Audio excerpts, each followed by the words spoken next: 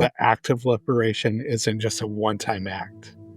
It's a relationship that we have to keep returning to. And a journey. And a journey, right? It's not a race, it's a journey.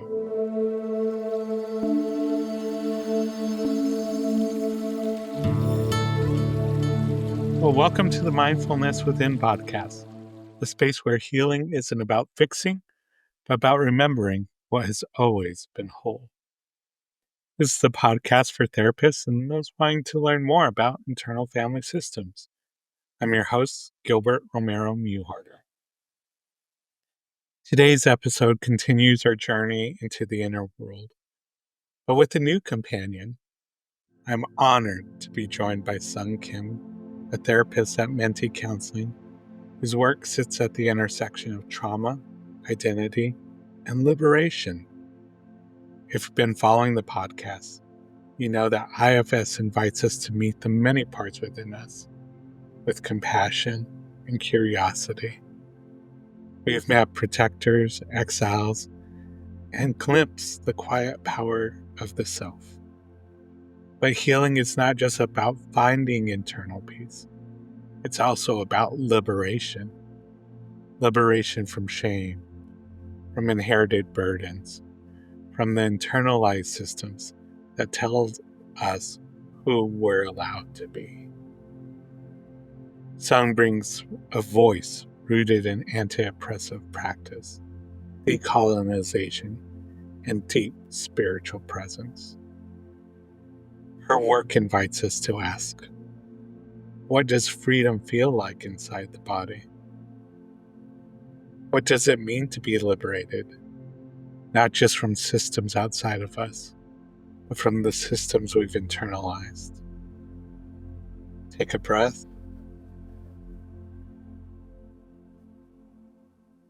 Let's begin. Sung, I am just beyond thrilled to have you here.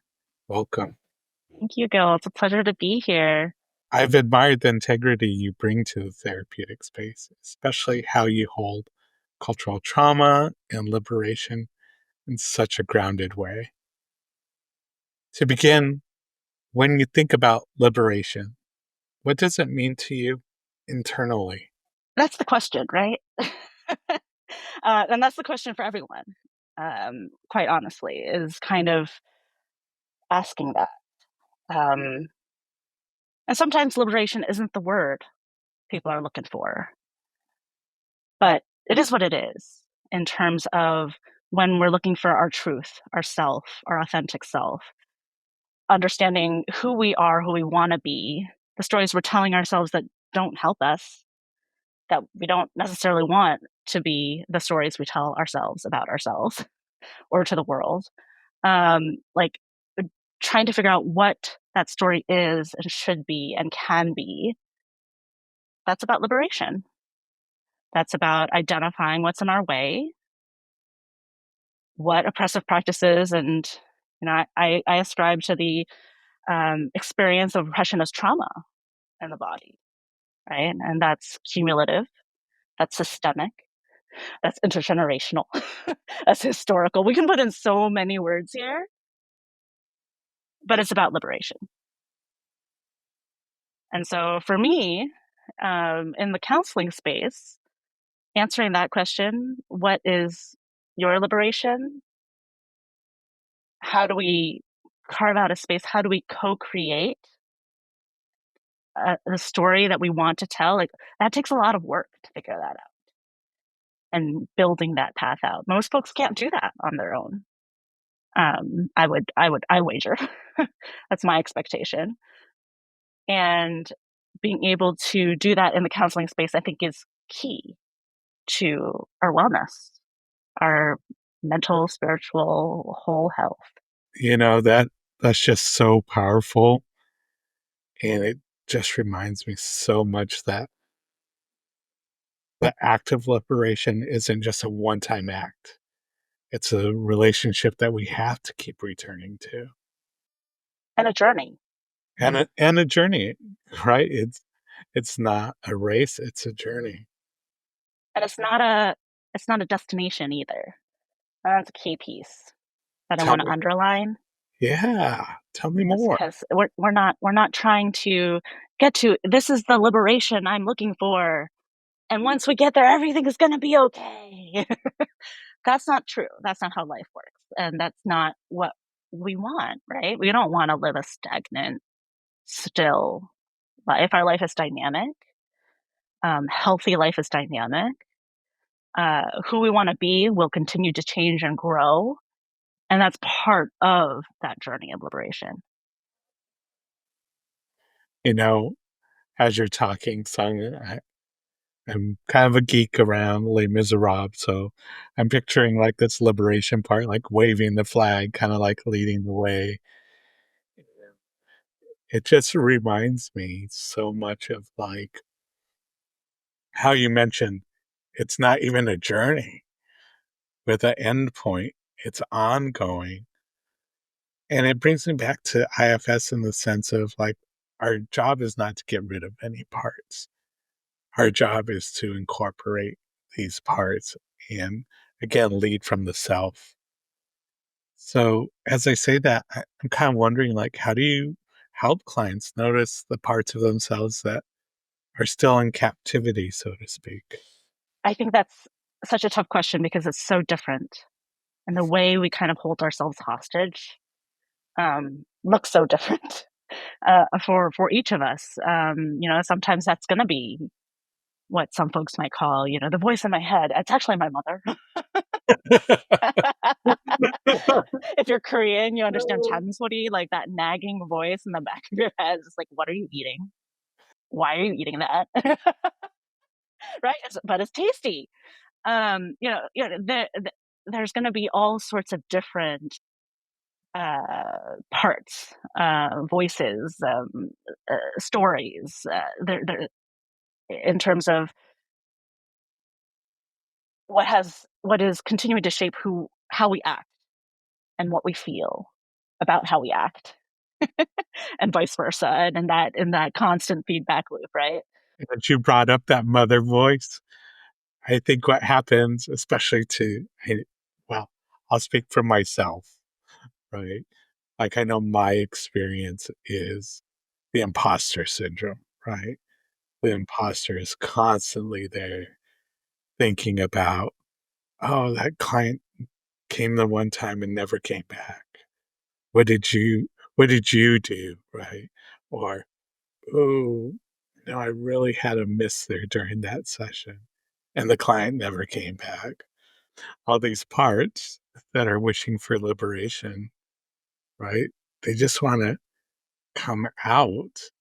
They have good intent, but for some reason they're just stuck behind these different cells, so to speak.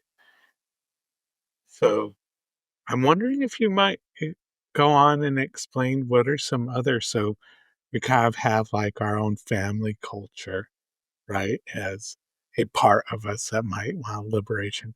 I'm curious, like, what are some other parts that you have noticed showed up in the therapy room with you and your client? I find it interesting how often folks are like, "This is how I react, and this is my pattern, and I wish it weren't my pattern." Like, how do I control that? And it's just like, okay, well, let's take a step back here for a second, because you're talking like this is a pattern you created, and it's not a pattern you created. It sounds like it's a pattern you inherited. So let's figure that out first. Where's that come from? Is that, the societal drumbeat of capitalism? Is that your mother? Is that, the fact that you're a second generation fill in the blank here? Is that, these multiple cultural identities that are just hitting their heads on each other, that don't know quite yet how to communicate? Those are those different parts, right? That don't yet know how to communicate because they believe themselves as whole and incapable of integration in some ways. So those being able to identify first kind of yes, you're having this experience. It's incredibly important, and it might lead you to anxiety, and it might lead you to pain, and it might lead you to all sorts of different experiences in your life. But you are not just you. You are this piece and creation of everything around you and the generations before you. And so when we bring all that together and all the different pieces there, of what life and culture are about, right? Whether that is family, whether it's friends, whether it's school, whether it's our favorite things to do and our hobbies, and whether it's the fact that I have to work 4 jobs and I have, I'm a single parent with 3 kids, right? Like whatever those structures are that are in our way or that are defining how we live our life, it's not about me. That's not my fault. It's not my story. It's not what I've created. So, where did they come from? And are they stories that we can rewrite? Some of them we can't, right? And I think we all struggle with that, in different ways. Like, there's nothing I can necessarily do about the fact that we live in the capitalistic society we live in, for example. But, but there are ways to understand where our agency is. Where is our autonomy? Too often we're telling ourselves stories about the things that we cannot change and the structures we cannot change around us. And sometimes that's true. And sometimes we have blinders on. It's just like, well, actually, you've never looked that way. So how are you going to know you can't go that way? As you were talking, Sung, I was thinking about how often in IFS therapy we we talk about those things that have happened to us when we were younger and how those parts become frozen in those moments, right? So those moments when we've received those messages and how they stayed there while we matured on and they never grew beyond that. And I was just thinking about in the protocol, we really ask during the healing process to go back to that scene and be with that part in a way that it needed someone to be with them back then. And as you were talking about, having the blinders on or never looking back, I thought about being frozen in that moment. And that when we ask for them to go back and be with that part of themselves is to look back, but then also to bring that frozen child forward with them so they can be here now in the present and see what skills they have, what gifts they have to offer the world, right? And what an act of liberation that alone is to be able to come forward and be who they are and not frozen. I think it's such a practice that we've instilled in ourselves too often, is that these parts have been trying to talk to us for a long time, right? And for the most part, and have been some of them for the most part. And a lot of the time, what we're doing is we're just like, shut up, go back. I can't, no, you're not helping, go back. And you're just stamping it down, stamping it down. And part of what we're trying to do here is, okay, let's create a safe space where whoever that part is, can come out and be whoever that part is. And that part might be a really bigoted, nasty son of a whatever, but they wanted something. They needed something. So we gotta let them talk. And it's okay if, it's not, what's the word I'm looking for? Cohesive, in line, aligned to who you are, who you want to be. We're not trying to forget and like, okay, we're gonna erase this whole slate and we're starting fresh. Okay, now who do you want to be? That's not going to work, in my experience. uh, we need to figure out why we are who we are first, and identify what's in our way in all these different spaces that's penning us in all these different ways. And once we figure out how to break those open to create more choices, that's liberation. Yeah. As you were talking too, I hear that some of these parts show up as protectors, right? Like, you can't be that way because when you're that way, all heck breaks loose. So that that person who you really are is often exile because when he comes out, we get in trouble. Yeah. We don't want to be in trouble. We have to conform. We have to do our thing, even when it's most painful. We still put these parts of us in exile. And sorry, keep making references to Les Miserables, but I was thinking about, can't think of his name right now, but he steals the bread for the family, right? And he takes care of that family and winds up being like this great person. Like he's carrying the burden of committing this crime, right? And having to stay hidden. And I guess I'm thinking, like, how awesome it would be to have that piece that not that was the right thing to do, but it was the just thing to do.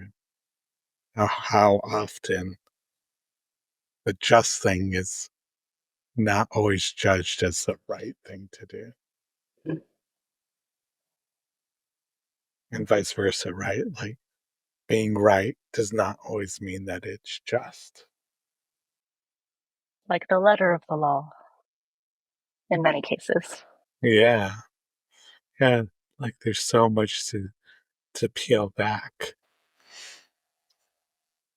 I'm wondering, son, you and I had a really good conversation around. I don't know if scary's the right word. I don't know what you would call it, but what it feels like to be liberated. It's tough because it goes back to the idea that being liberated is not a single state, right? So this journey, this work of liberation acts on so many different levels at so many different points in so many different pieces of life. We might have that family part of life. We might have this culture part of life. We might have this work part of life. We might have this, the feeling of recognition and awareness, right? It's so much of who we are in a lot of ways. And so much of what we struggle with is like, I had one instructor and colleague call it the difference between coerced identity development and authentic identity development. And how often did whatever became you experience authentic identity development?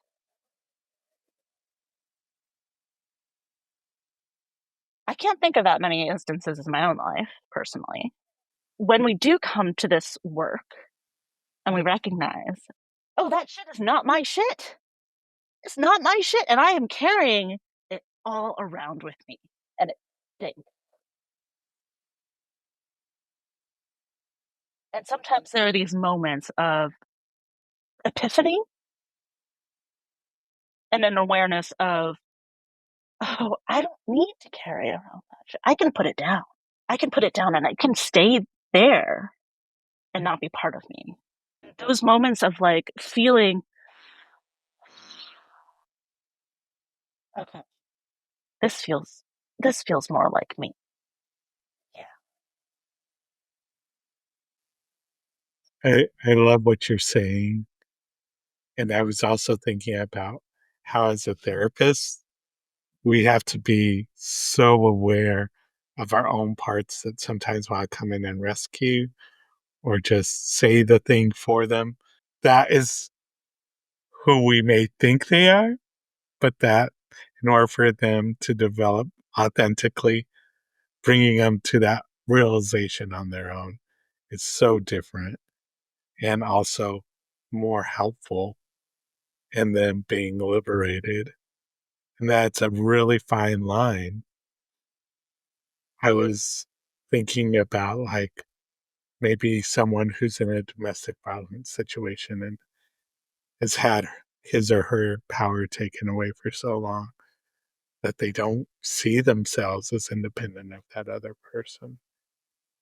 And then we're shifting them towards this liberation state and how the cup can tip either way. They're either going to tip and that protector is going to send that exile further back, or it's going to bypass, well, I don't want to say bypass the protector, but the protector is going to allow that exile back into the family and say, "Whoa, you were so much more than this. Remember when?"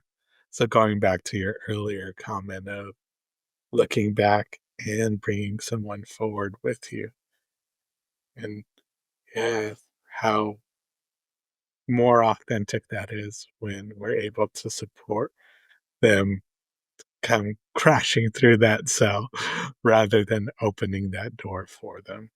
And sometimes gotta work together to open that door because it's just too heavy.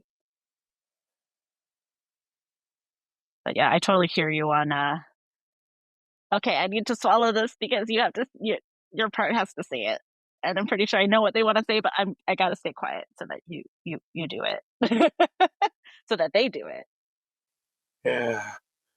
I think what's been amazing about this parts work is sometimes I've been able to say, like, during our last session, I really noticed, like, after our session together, I really avoided this specific thing because I so wanted to protect you from the feelings that were going to come up with you. And I had the other part of me that knew it was the right thing to do for you. And so I'm going to work harder to recognize that you're big enough, strong enough, and wise enough to handle what's going to be here. And if you're not, I'm here. I'm behind you to support you if you need to fall back a little bit until you are. And again, you know, we want to find these parts another job. They've been working so hard and look at how far they have brought you forward. And now we want to let them rest and do something different. I think one of the other things we've talked about, Sung, is like, what do you feel is most important for therapists to know as they do this liberation work, either through IFS or other work, such as the important work that you do? I'm still very new in this field, right? I think um, was much more recently in school than you have been, for example, to becoming a therapist. And I found it so interesting watching my peers and colleagues really try to conceptualize around a lot of the different counseling theories. And a real drive to be like, okay, but there's got to be something better about so many of them. And many times in many of my cohorts, I would say there was this like, okay, there's this in social sciences, there is liberation theory. There's the history of liberation psychology coming from the South Americas, South Americas, Brazil. um, and how do we pull these things together, basically? I'm of the opinion, like, you know, you can call it whatever we want, eclectic, integrated, fill in the blank here, kind of a therapist. But to me, the tools don't matter so much as the foundation. And no matter what tools I use, including IFS, the foundation has to be about liberation. Whether that's CBT, whether that's DBT, whether that's EMDR, whether that's narrative therapy, whether that's, you know, you can approach it in any number of different ways. And the client it's about what and how the client engages and is able to open up their own thinking, their own self-awareness, and feel safe to share and work with you. So I would say for many of our colleagues, I think, who have a value around justice, have a value around anti-oppression, and complex trauma in a lot of places, can really engage and identify with understanding this liberation approach. Because even if the client isn't calling it liberation, and many won't necessarily, you know, want to hang their hat on that name or idea, right? Like that's not what we're looking for, or not what they're looking for. But when we're talking about what it is they are looking for, that's the direction we're going. Being able to identify that as a therapist and understand what and why these decisions and choices are being made, and opening up more decisions and choices in order to develop that agency in a client. That sounds like liberation therapy to me. Gosh, see, you've got to go on and teach.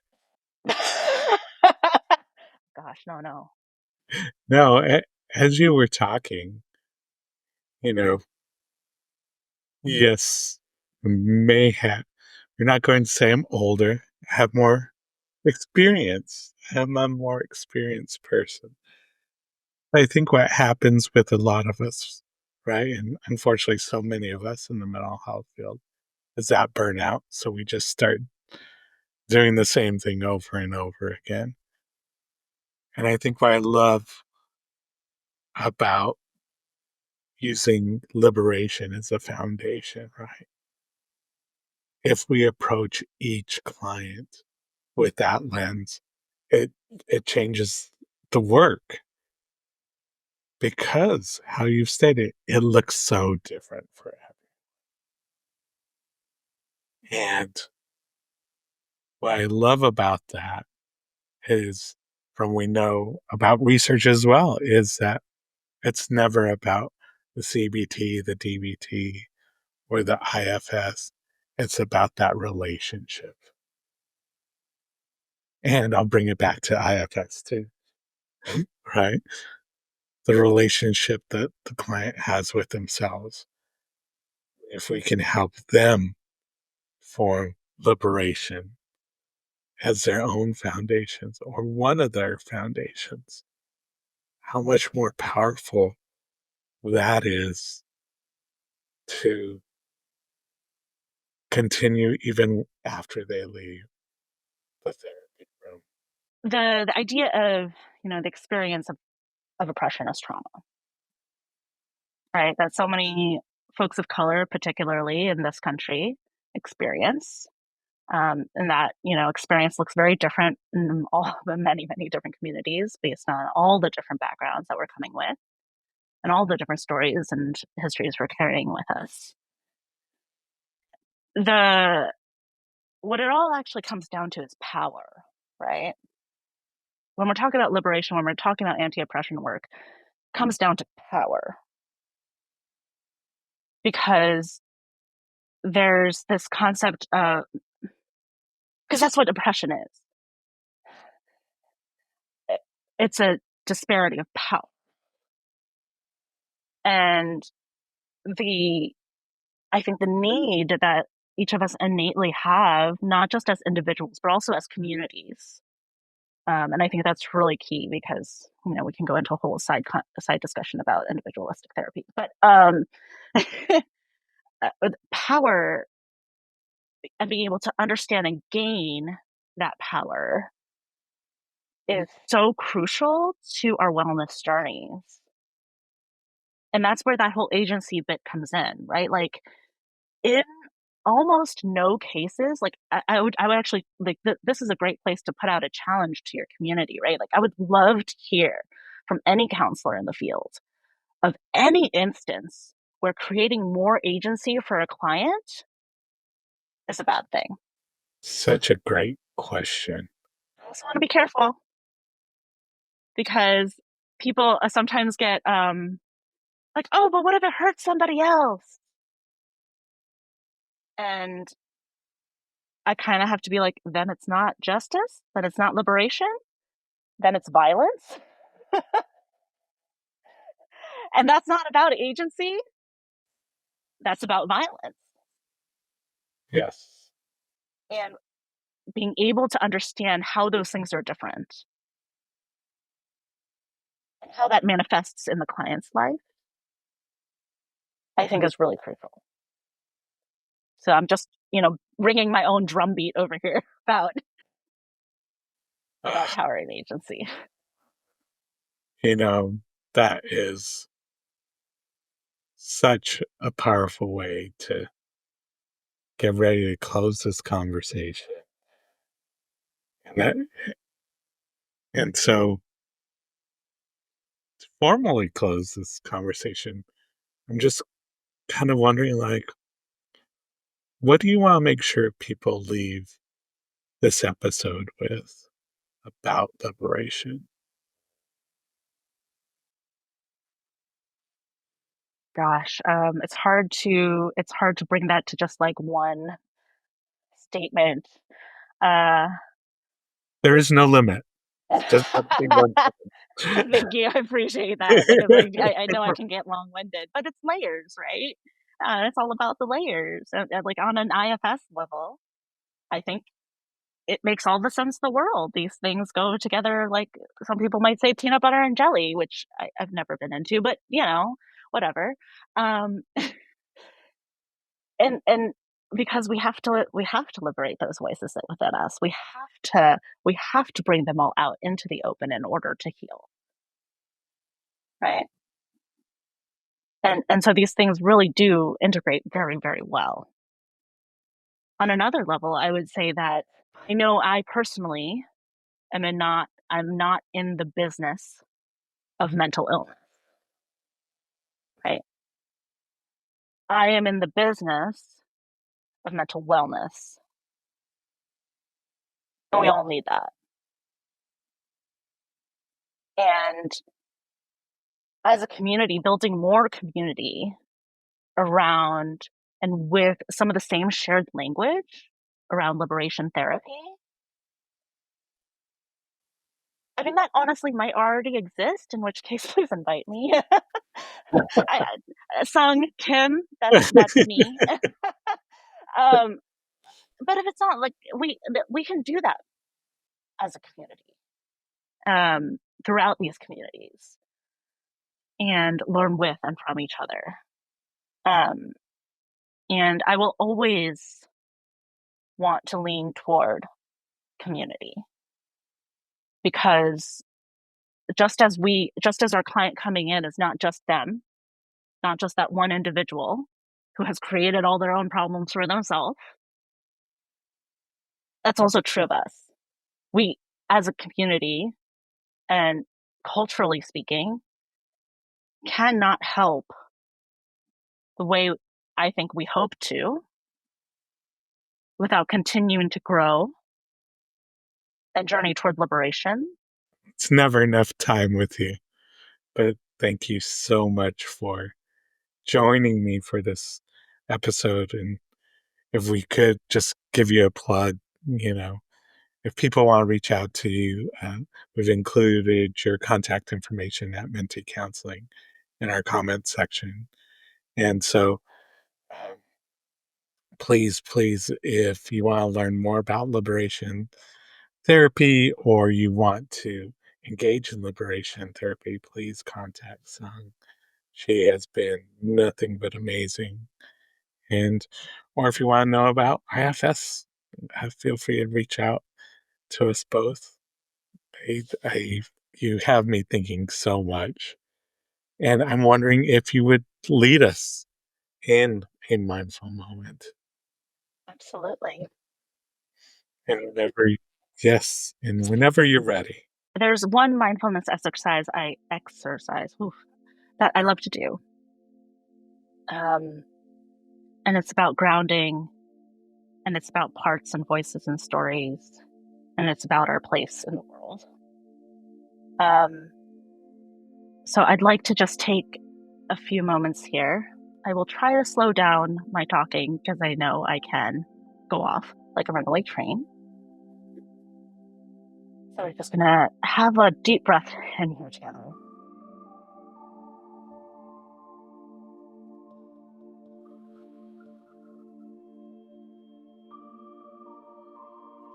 Feel free to close your eyes or lower your gaze. And feel how you're connected to the earth physically. Through a chair, through the floor, through the building. What earth is under you? Was it put there? Was it brought there? Was it excavated? What does it lay over? What water is it drinking? What air is it? As you breathe, can you let your roots down into that earth and feel what the earth is breathing, drinking, growing.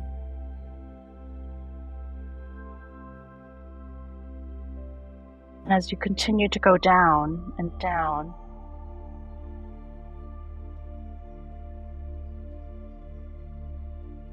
you feel any other roots. Can you feel mycelium? The roots of the mushrooms that send messages to the plants of the world. Roots of other people, places, communities that are here with us.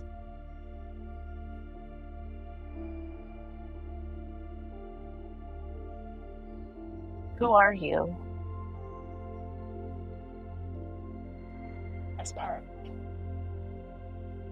of this soil?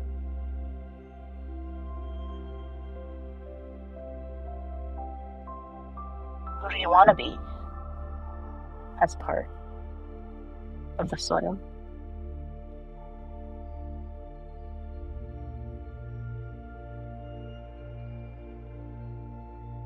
Feel different roots and how they might be growing. Then if you can bring your awareness back to yourself, back through the floor, the chair, the sacrum, up into your core.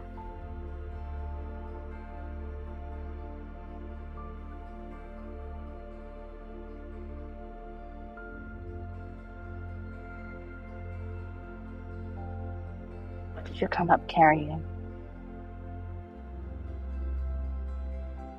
you feeling lighter? Or something a bit heavier? Are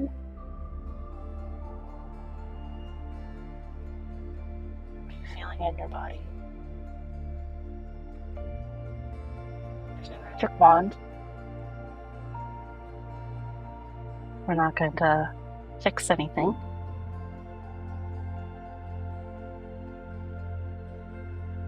But being here together acknowledging and being aware of what we are feeling. I think that's key. Thank you, Sung, so much for leading us in that mindful moment. I really enjoy just playing down roots with you. If you wouldn't mind just staying just a little bit longer to close out our time together and do the second exercise with us. Now we'll turn toward another kind of inner captivity, the roles we inherited. Take a breath and let yourself become aware of any part of you that feels it must play a certain role in order to belong. Maybe the good child, the responsible one, the invisible one, or the strong one. Invite this part forward. Ask gently, who asked you to play this role? What are you afraid of would happen if you stopped?